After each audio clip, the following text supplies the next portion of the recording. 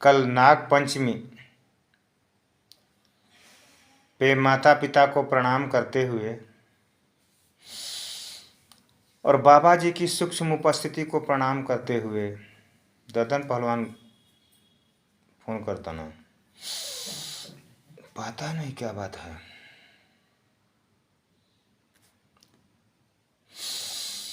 बाबा जी की सूक्ष्म उपस्थिति को प्रणाम करते हुए, आचार्य बालकृष्ण जी को प्रणाम करते हुए काट दो ना। और आज योग करते हुए बाबा जी को सुनते हुए, बाबा जी आज बता रहे थे कि अपने शरीर के, कल हमारे को नाग पंचमी की बहुत सारी शुभकामनाएं लोगों ने दिया। तो बाबा जी बोलते हैं आपके शरीर में भी, अंदर प्राणों के भीतर भी एक नाग है। नाग में जहर होता है ना, वैसे ही आपके शरीर में भी एक नाग है जो शारीरिक जहर को वो खत्म करता है। वो नाग, शारीरिक जहर क्या है? रोग, जितने भी रोग हैं ना। अब बाबा जी बोल रहे थे जे सुबह 4 बजे उठ करके नहा धो करके आप भस्त्रिका प्राणायाम कपाल भांति मात्र 2 महीना करते हो। 2 महीना की बात बता रहे थे वो। तो आपके असाध्य से असाध्य बीमारी भी 2 महीने में आप हरा सकते हो, उस बीमारियों को। तो मैं तो बाबा जी के साथ ही उठता हूँ, 4 बजे ही उठ जाता हूँ और 4 बजे ही उठ के योग करता हूँ। और अपने इष्ट मित्रों को भी यही बोलता हूँ कि आप भी योग कीजिए। योग करने से आपके शरीर का प्रथम तो बीमा हो जाएगा। आजकल कंपनियां भी बहुत पैसा लेती हैं बीमा का भी। तो हर पुत्र, हर माता पिता अपने पुत्र को यही शिक्षा दे, स्वयं भी योग करे, पुत्रों से भी कराए। मैं यहाँ पर पुत्र पत्नी सब लोग योग कर रहे हैं। हम लोग, हमारे घर में सुबह योग का ही वातावरण होता है। हम योग को ही वरीयता देते हैं सब, सर्वप्रथम। सारे काम से ज़्यादा हम योग को वरीयता देते हैं। तो मैं तो अपने इष्ट मित्रों से यही निवेदन करूँगा कि अगर शरीर को स्वस्थ रखना है, जीवन को अच्छा बनाना है, तो योग की शरण में चले जाओ, वरना तो कल्याण ऐसे होने वाला नहीं है। जो योग की शरण में चला जाएगा, जो हरकत करेगा, उसी को बरकत होगा। अरे नाग पंचमी के दिन हम लोग जो है ना, गांव में दबा करके कुश्ती लड़ते थे। पसीने पसीना, धरती मैया का मिट्टी पूरे शरीर में लग जाया करती थी। और लॉन्ग जंप, हाई जंप, सिक्का, बद्दी, पता नहीं क्या क्या, इतनी इतनी मेहनत करते थे हम लोग। कोई हेंगा भांजता था, कोई मुंगरा भांजता था।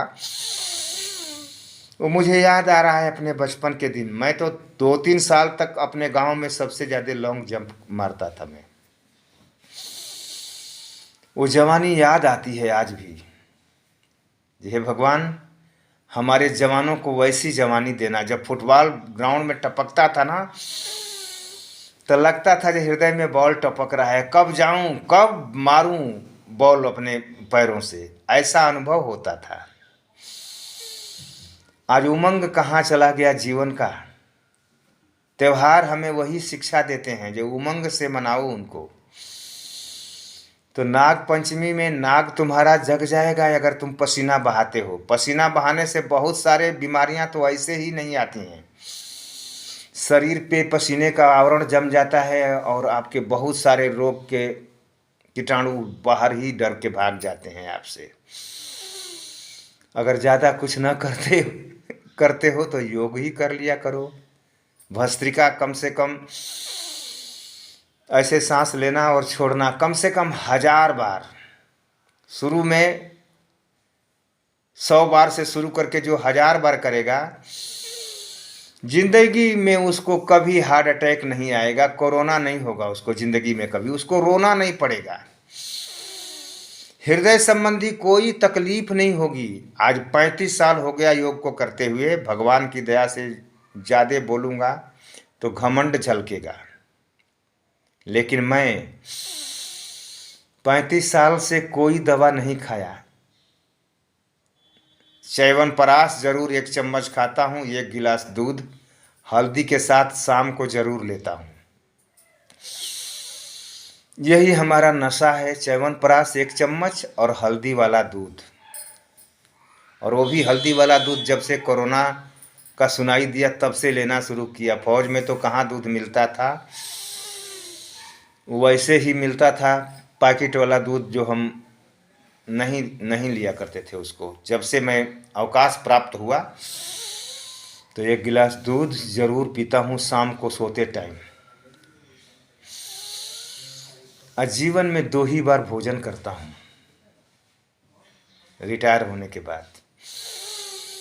सेना में भी मैं ब्रेकफास्ट, हमको लगता है जे 14-15 साल हो गया पूड़ी को छोड़े हुए। पूड़ी, बुनिया, मिठाई, बहुत सारा नियंत्रण करके रखा अपने जीवन पे। तो वैसे ही आप भी अपने जीवन पे नियंत्रण करोगे ना। ये रिफाइन की चीज़ें, कुछ लोग सामाजिक आदमी हैं, हर जगह न्योता पे जाते हैं, हर जगह बुनिया खाओगे ना, हर जगह रसगुल्ला खाओगे, छेना खाओगे तो दुनिया से लेके चली जाएगी बुनिया आपको जल्दी ही। चुप रही नहीं, सही बोल रहा हूँ। हमारी धर्म पत्नी बोल रही है चुप रही, क्यों ऐसे बोल रहे हैं? मैं नहीं, बुनिया जो है ना, दुनिया में रहना है तो बुनिया का कहना छोड़ दीजिए। जितना भी चीनी की बनी हुई चीजें हैं ना, 3 ही श्वेत पॉइजन हैं। नमक चेंज कर लीजिए, सेंधा नमक खाइए, ये श्वेत पॉइजन है नमक। बोलते हैं ना आयोडीन युक्त नमक खाओ नहीं तो घेघा रोग होगा। हम लोग पहले टोरा वाला नमक खाते थे, किसी को कोई घेघा रोग नहीं होता था। जितना ही प्रचार उतना ही बीमार। मैं तो बोलता हूँ सेंधा नमक खाओ, सरसों तेल खाओ, तीसी का तेल खाओ। अगर तीसी तो किसान लगाना ही बंद कर दिया, जबकि सबसे ज़्यादा मेगा फैट तीसी में होता है। रिफाइन भूल करके भी घर में मत लाओ। रिफाइन से बना हुआ भोजन जिसको भी आप कराते हो, मैं तो बोलता हूँ ये परंपरा चेंज होनी चाहिए। पूड़ी वाली, रिफाइन वाली। पहले जो पूड़ी बनती थी, पहले गाय हुआ करती थी, देसी घी हुआ करता था, उसमें बना करता था। लोग देसी घी में खाना बनाया करते थे। अब तो गाय लोग पालते ही नहीं, देसी घी तो कहाँ, रिफाइन ला रहे हैं, पता नहीं क्या क्या पाम ऑयल ला करके, और जिंदगी को नर्क बना रहे हैं लोग। जवानी में ही कितने लोगों को कितनी कितनी बीमारियां हो जा रही हैं। तो थोड़ा तो संयम तो अपनाना ही पड़ेगा जीवन में। अगर संयम से जियोगे तो शरीर अच्छा रहेगा, और कुसंयमी होगे तो शरीर रोगी हो जाएगा। कुछ न कहते हुए वाणी को विराम देता हूँ, और आप सभी को नाग पंचमी की दूसरी संध्या है ये, इस पे सबको प्रणाम करता हूँ और प्रार्थना करता हूँ कि करिए योग, रहिए निरोग। अगर निरोग रहना है तो जीवन को योग से जोड़ दीजिए। जीवन व्यवहार में भी योग आ जाना चाहिए। सत्य बोलना, सबके प्रति प्रेम रखना, जीवन में मुस्कुराहट होनी चाहिए, आनंद होना चाहिए, उमंग होना चाहिए। जब ये सब चीज़ें हैं तो आपका जीवन नारकीय नहीं होगा, अच्छा हो जाएगा। नहीं एक दूसरे के प्रति जलन, ईर्ष्या, अपने को ज़्यादा चालाक, दूसरे को बुर्बक समझना, ये सबसे बड़ा नारकीय चीज़ है। भगवान सृष्टि में सबको वैसे ही बुद्धि दी है। कोई अपनी बुद्धि को शुद्धि कर लेता है, कोई नालायक बन जाता है। तो शिव जी से तो यही प्रार्थना करूंगा कि हमारे नौग्वाल बालों को अच्छी बुद्धि दे भगवान, नशा मुक्ति हो जाए उनके जीवन में। नशा न करें, जीवन को उस नशे से जोड़ दें जिससे जीवन सुधरता है। योग का नशा आ जाए। आज योग शिरोमणि बाबा रामदेव जी हम लोगों को यही शिक्षा देते हैं। हर दिन सुबह हंसते हुए फुदकते हुए बोलते हैं जे करिए योग, रहिए निरोग। बाकी कुछ न कहते हुए अपनी वाणी को विराम देता हूँ और सभी साथियों को प्रणाम करता हूँ। जय हिंद, जय भारत, जय वंदे मातरम।